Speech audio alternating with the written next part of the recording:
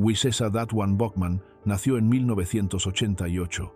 Para 2017, cumplía condena en la institución correccional de Pasquotank, en Elizabeth City, Carolina del Norte. Estaba preso por robo, porte ilegal de armas y causar lesiones a otros, pero lo que haría después sería mucho peor. El 12 de octubre de 2017, alrededor de las 3 de la tarde, Bachman y otros 3 internos, Michael Brady, Jonathan Monk y Seth Frazier, intentaron fugarse de la prisión.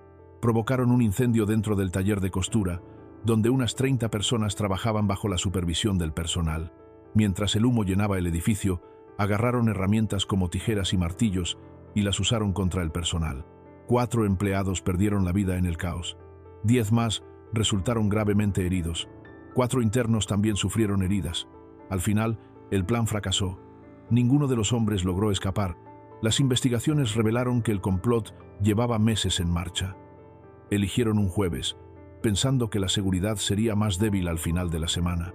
Su idea era provocar un incendio, generar confusión y someter al personal para poder escapar.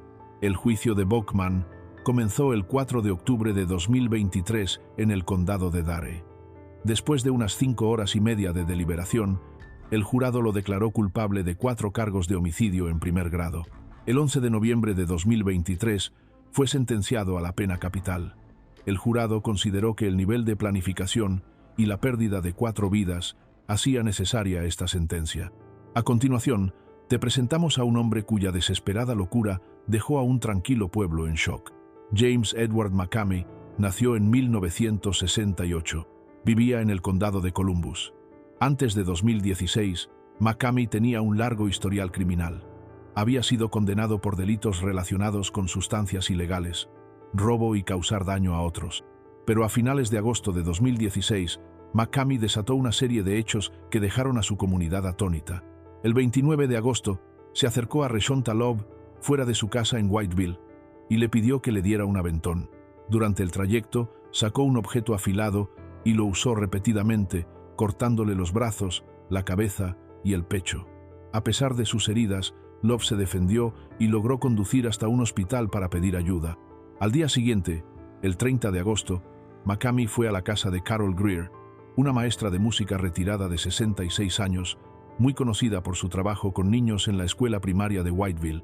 Allí, volvió a usar el arma, acabando con su vida. Luego movió el cuerpo detrás de un edificio de almacenamiento en la propiedad.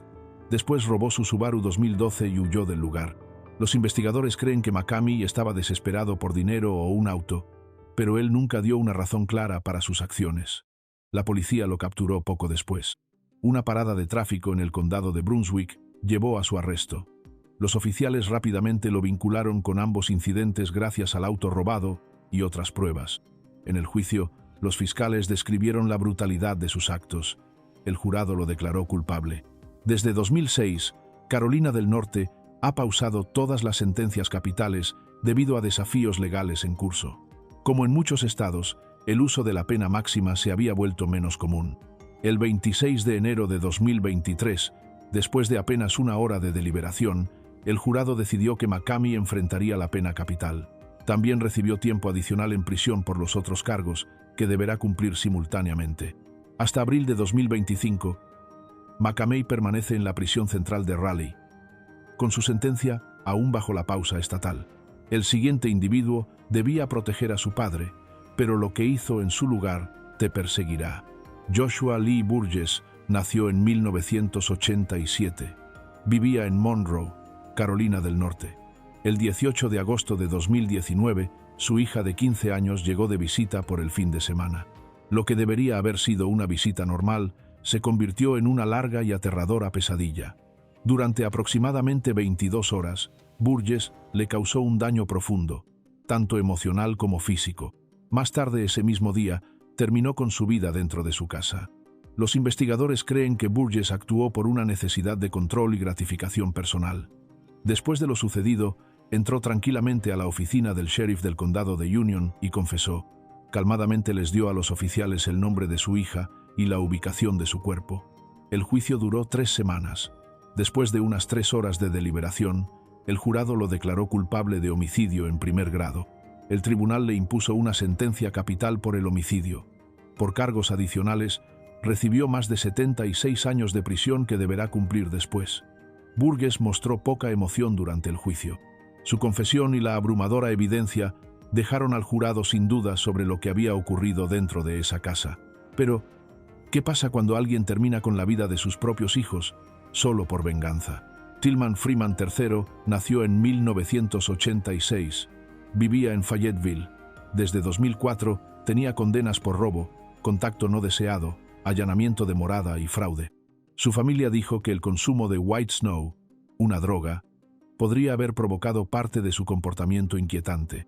El 24 de marzo de 2017, su esposa, Candice, fue sola al hospital, dejando a sus hijas, una de 2 años y otra de solo 4 días, bajo su cuidado. Cuando ella regresó, los 3 habían desaparecido.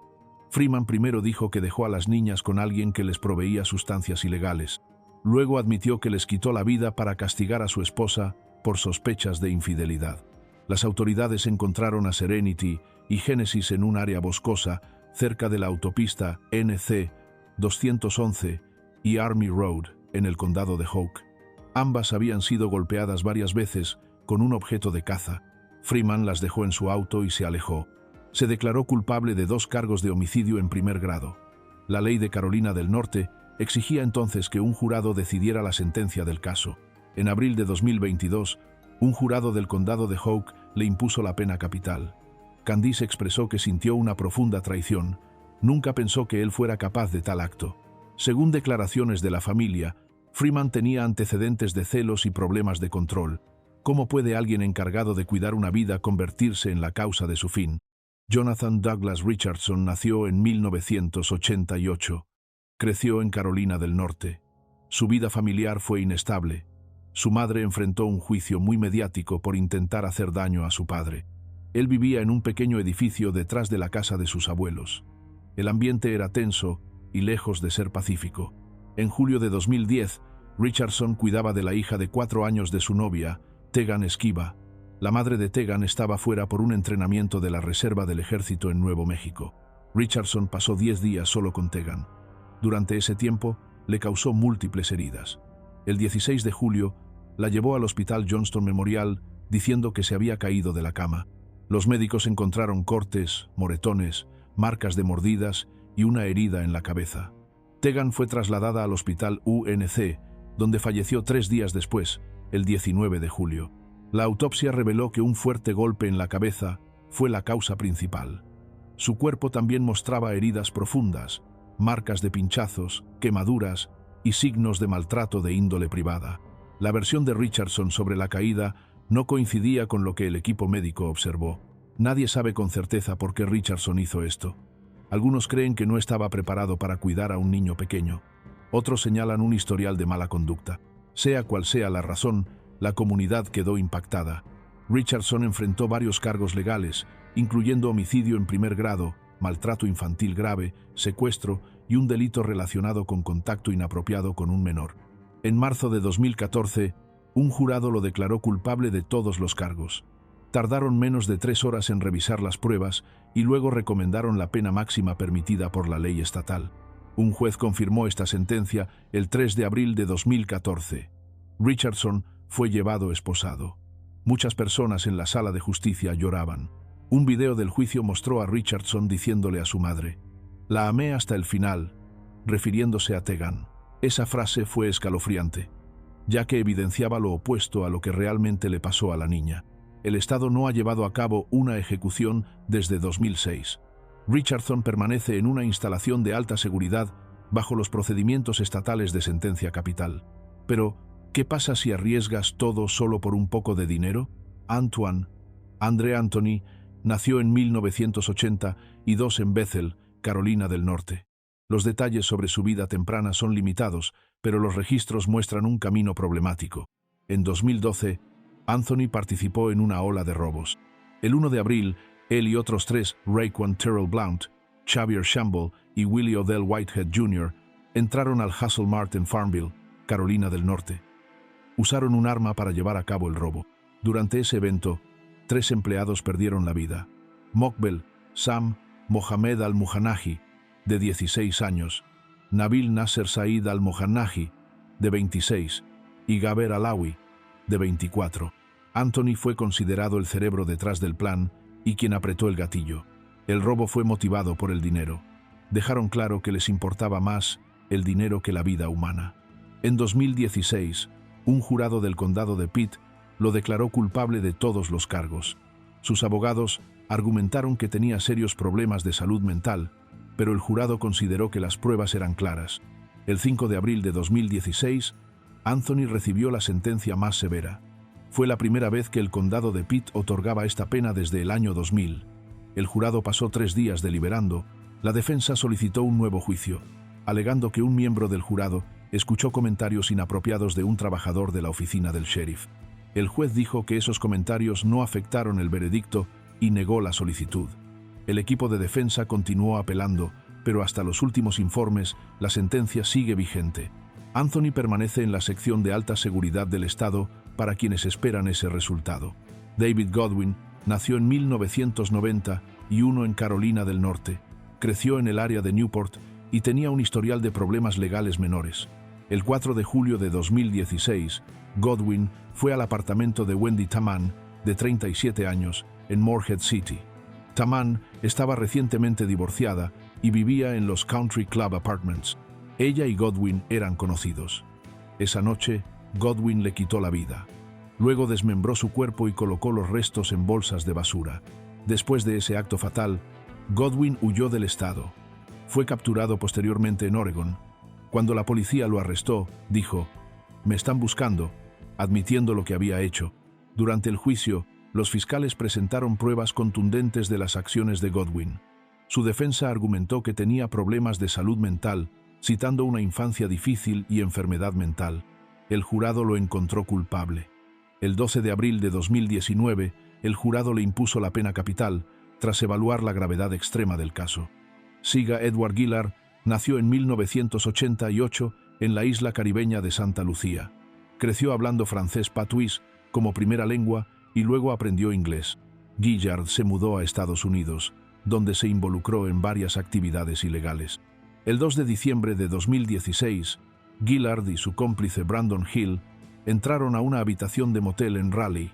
Dentro estaban April Holland, de 22 años y embarazada, y su novio, Dwayne Garvey. Dispararon a ambos, quitándoles la vida. Videos de vigilancia y mensajes de texto vincularon a Gillard con lo ocurrido. Sus búsquedas en Internet, como "hombre buscado por disparar" y "cuánto puedes enfrentar por doble homicidio", mostraron que planeó el crimen con anticipación. Fue arrestado al día siguiente. Los cargos incluyeron 2 homicidios en primer grado, intento de robo con arma de fuego y un intento de acto no consentido. El Estado dijo que apuntaba a personas que trabajaban en moteles de bajo presupuesto, robándolas y dañándolas. La defensa sostuvo que no había pruebas suficientes para la pena capital. El 4 de marzo de 2019, después de un juicio de 3 semanas, el jurado lo declaró culpable de todos los cargos. Recomendó la pena más severa, la primera en el condado de Wake en más de 10 años. El juez confirmó la recomendación. En diciembre de 2024, la Corte Suprema de Carolina del Norte la ratificó, rechazando las apelaciones de Gillard sobre las instrucciones al jurado y las pruebas. Él permanece en la sección de alta seguridad del Estado para quienes esperan ese resultado. Carolina del Norte no ha ejecutado esta sentencia desde 2006. Pero, ¿qué pasa cuando un caso que debería impartir justicia deja aún más dudas? Andrew Darren Ramseur nació en 1988 en Statesville, Carolina del Norte. Creció en un entorno difícil, marcado por el abandono y la pobreza, enfrentando numerosas dificultades en sus primeros años. A pesar de sus esfuerzos por cambiar su vida, incluyendo intentos de encontrar empleo estable y vivienda, Ramseur luchó contra la adicción.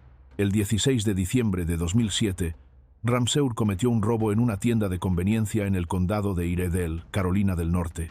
Durante el incidente, 2 personas blancas, Jennifer Lee Binchek, de 71 años, y Jeffrey Robert Peck, de 56, fallecieron por heridas de bala. El robo se convirtió en un caso donde 2 vidas se perdieron. Fue acusado de 2 cargos de homicidio en primer grado y un cargo de robo con arma peligrosa. El motivo exacto sigue sin estar claro. Al principio, parecía un robo que salió mal. Algunas personas especularon que el sesgo racial pudo haber influido. no se han hecho públicas pruebas concretas que apoyen estas ideas. El juicio de Ramseur comenzó el 10 de mayo de 2010 en el condado de Iredell. La atmósfera en la sala fue tensa. Las primeras 4 filas detrás de la mesa de la defensa fueron acordonadas con cinta amarilla de incidente. Esta decisión generó preguntas sobre el sesgo y la imparcialidad del proceso. La Fiscalía presentó pruebas forenses y testimonios que vinculaban a Ramseur con el incidente. La defensa solicitó una sentencia menos severa, señalando la edad de Ramseur y la posibilidad de que no tuviera intención.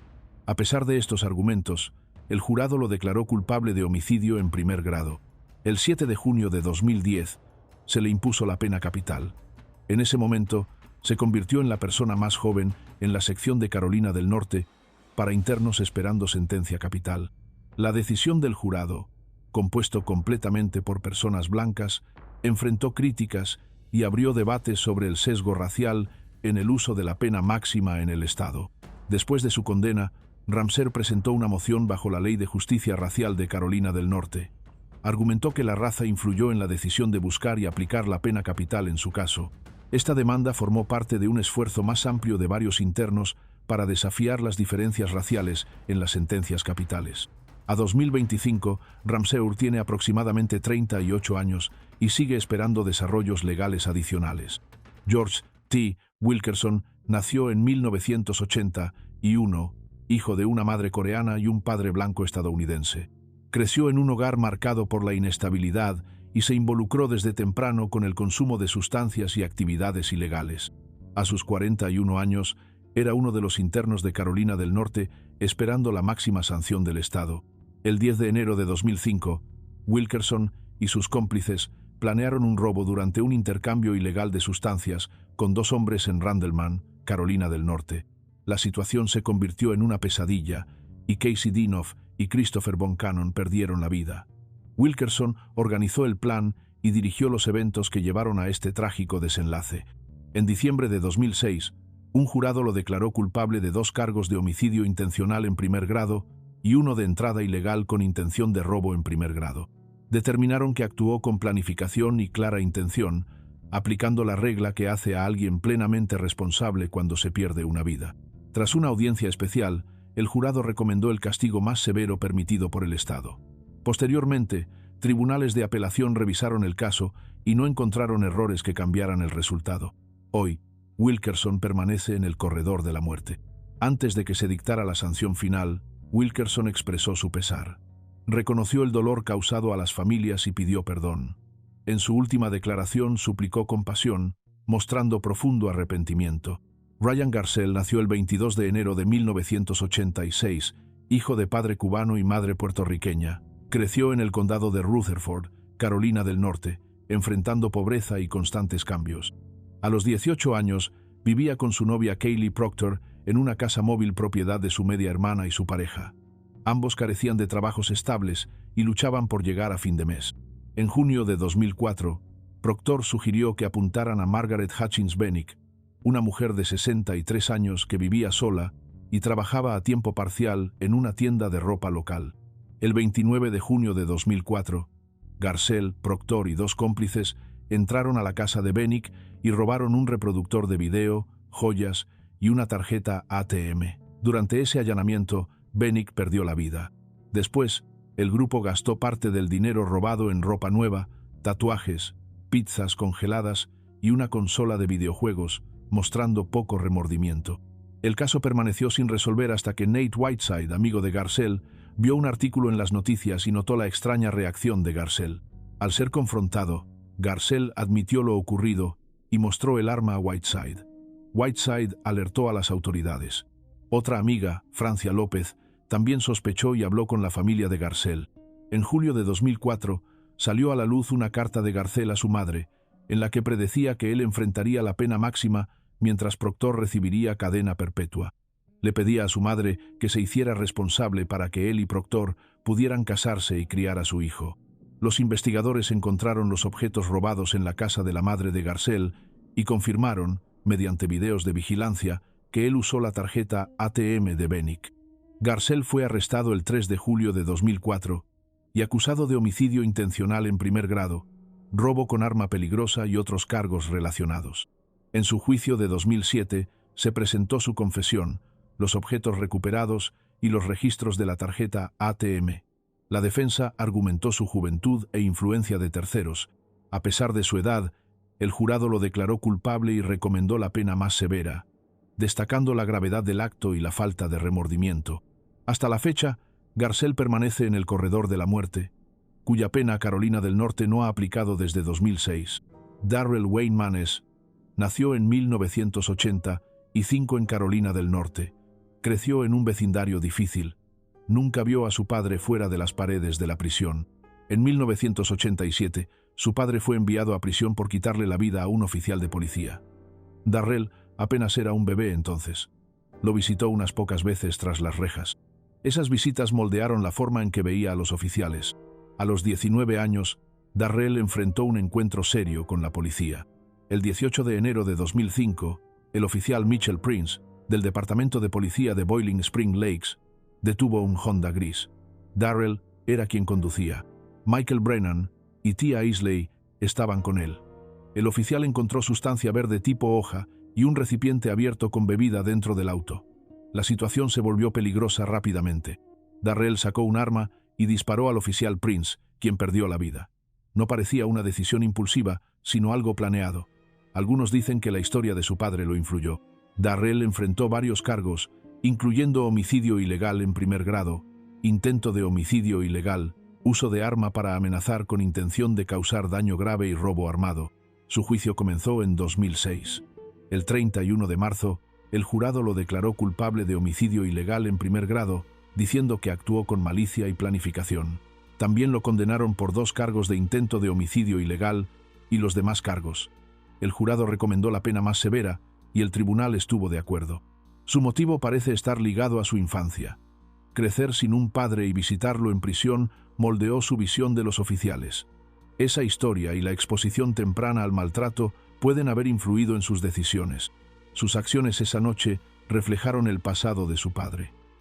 Permanece en una prisión de alta seguridad en Raleigh, esperando el resultado de sus apelaciones. Las visitas se realizan a través de barreras de plexiglas, acero y concreto. Eddie Lamar Taylor creció en Fayetteville. Participó en varios robos con arma y también causó daño a otras personas. En 2003, él y Tyrone Crowley planearon robar dinero en la tienda Mitch's Grocery Store. El dueño, Talmadge Mitch Fasciane Jr., intentó proteger el local con una escopeta. Durante el enfrentamiento, Fasciane fue baleado y murió. Taylor y Crowley actuaron por dinero, ejecutando el plan sin previo aviso. Fasciane perdió la vida en ese encuentro. En el juicio, Taylor enfrentó cargos de homicidio ilegal en primer grado. También se le imputaron 2 cargos de robo con arma, 1 por planificación de robo y 3 por detención ilegal. El jurado decidió que Taylor planeó el acto para obtener dinero y vio las muertes como parte de una serie de actos dañinos. Los abogados de Taylor argumentaron que algunas pruebas se obtuvieron de forma incorrecta y que no debía recibir la pena máxima. El jurado rechazó esos argumentos. Los jueces mantuvieron la sentencia tras varias apelaciones. Cuando la sentencia se ejecutó, Taylor tenía 35 años. Sus últimas palabras fueron: «Estoy en paz. Estoy listo para estar en casa. Vamos, alcaide». Carolina del Norte ya no permite solicitudes especiales de comida para quienes enfrentan esta sentencia, por lo que Taylor no recibió una comida especial antes de morir. Alexander Charles Polk nació en 1980. Se conocen pocos detalles sobre su vida temprana. En el tranquilo condado de Randolph, un evento trágico cambió para siempre a 2 familias y a los oficiales de la ley local. El 7 de febrero de 2005, los agentes Tony Clayton Summy y Nathan Hollingsworth fueron a la casa de Alexander Charles Polk con una orden de arresto porque él no se presentó a una audiencia judicial. Alexander tenía antecedentes por delitos menores. Abrió la puerta y se enfrentó en una pelea con el agente Sumey. Durante la pelea, tomó el arma del agente y disparó. Sumey no sobrevivió. El agente Hollingsworth intentó intervenir y hubo un intercambio de disparos a muy corta distancia. Alexander le disparó en el brazo y luego huyó. La policía lo capturó poco después. Fue acusado del delito más grave y de intento de homicidio. Los fiscales presentaron todos los hechos, demostrando que el primer disparo fue sin advertencia y causó la muerte de Sumey. La defensa no negó lo ocurrido, pero pidió una pena más leve, mencionando el pasado de Alexander y la posibilidad de que pudiera cambiar. El jurado revisó las pruebas y lo declaró culpable de todos los cargos. El 7 de febrero de 2005, el tribunal le impuso la máxima pena según la ley estatal. No hay registros públicos sobre sus últimas palabras o su última comida. Esa información podría no haber sido revelada. Permanece en prisión bajo el sistema de Carolina del Norte para quienes tienen las sentencias más altas. Su caso ha pasado por audiencias adicionales, algunas enfocadas en posibles sesgos. Hasta ahora, la sentencia no se ha ejecutado y espera nuevas decisiones legales. Marcus de Carlos Mitchell nació a finales de los años 70 en el condado de Wake, Carolina del Norte. Creció rodeado de actividades ilegales y conflictos, donde los problemas a menudo sucedían justo frente a su puerta. De adolescente, Marcus se involucró en esas actividades, participando en robos armados y otros delitos graves. Su relación con Antonio Mitchell, Duron Ray y Tildren Hunter lo llevó aún más profundo en ese mundo. Juntos formaron un grupo peligroso que pronto estaría ligado a actos aún peores. En la noche del 3 de marzo de 1997, Marcus y 3 cómplices planearon robar armas en la casa de Dwayne Rogers en Zebulón, Carolina del Norte. Vestían de negro, con pasamontañas y guantes, y llevaban armas de fuego. Marcus se quedó en el auto al principio mientras los demás se acercaban a la casa. Cuando Damion Armstrong, de 14 años, abrió la puerta, Marcus corrió y lo derribó en el porche. Luego, el grupo forzó la entrada. Tomaron las llaves del auto de Robin Watkins. En la sala, Marcus disparó contra Rogers y Watkins. Mientras tanto, Ray llevó a Armstrong al fondo de la casa y le disparó 5 veces. Rogers, Watkins y Armstrong murieron por las heridas. El tío de Armstrong, Gabriel Miles, escuchó los disparos y fue a ver qué pasaba. Encontró a Rogers, Watkins y Armstrong inconscientes y llamó al 911 inmediatamente. El 8 de marzo de 1997, policías de Raleigh registraron una habitación de hotel donde Marcus se alojaba y lo arrestaron. El 1 de abril de 1997, los fiscales acusaron a Marcus de 3 cargos de homicidio en primer grado. Presentaron al jurado pruebas de que el plan fue premeditado y usaron una ley que hace responsable a alguien si ocurre una muerte durante otro delito grave. El jurado declaró a Marcus culpable de todos los cargos y en la fase de sentencia pidió el castigo más severo permitido por la ley estatal. El juez estuvo de acuerdo y fijó esas sentencias. Desde entonces, Marcus ha estado en la prisión central de Carolina del Norte cumpliendo esas condenas. Con los años, ha pedido mejor acceso a la educación para los presos que enfrentan la misma pena máxima. Cree que el aprendizaje puede ayudar a las personas a cambiar. En 2023, inició un grupo de estudio para prepararse para los exámenes equivalentes a la secundaria, mostrando su compromiso con la educación. A abril de 2025, sigue en prisión bajo esas sentencias y no hay fecha para ejecutar la pena máxima. Daniel Cummings, Jr. nació en 1965 en Carolina del Norte. Creció en un hogar de clase trabajadora. De niño, era activo y parecía bien adaptado. Sirvió en el ejército y luego trabajó en la construcción. Proveía para su familia y tenía buena relación con sus hijos. A principios de los 90, se volvió adicto a la nieve blanca, metanfetamina. Esa adicción cambió el rumbo de su vida. Antes de los hechos que llevaron a su condena, su familia dijo que nunca había mostrado mal comportamiento. En abril de 1994, Cummings estuvo involucrado en 2 incidentes fatales en Carolina del Norte. El 22 de abril de 1994, Cummings y un cómplice llamado Solo Joe planearon robar dinero y mercancía en la tienda Burns Babson en Ash. Durante el robo, Cummings disparó y acabó con la vida de Babson. También disparó a la esposa de Babson cuando intentaba huir. Más tarde dijo que luchó con Babson por el arma y le quitó la billetera. 2 días después, el 24 de abril, Cummings entró a la casa de Lena Hales, de 80 años, en Red Springs. Allí también acabó con su vida y robó objetos. En ambos casos, su objetivo parecía ser obtener dinero para alimentar su adicción. El 23 de abril de 1994, la policía detuvo a Cummings conduciendo un vehículo robado vinculado a varios robos. Durante el interrogatorio, admitió ambos incidentes fatales. El tribunal lo encontró culpable de homicidio en primer grado, robo con arma e intento de causar daño con arma. Recibió la pena máxima según la ley estatal. También fue declarado culpable de robo y allanamiento en primer grado, recibiendo otra condena máxima. Cummings apeló ambos casos, pero la Corte Suprema de Carolina del Norte confirmó sus sentencias.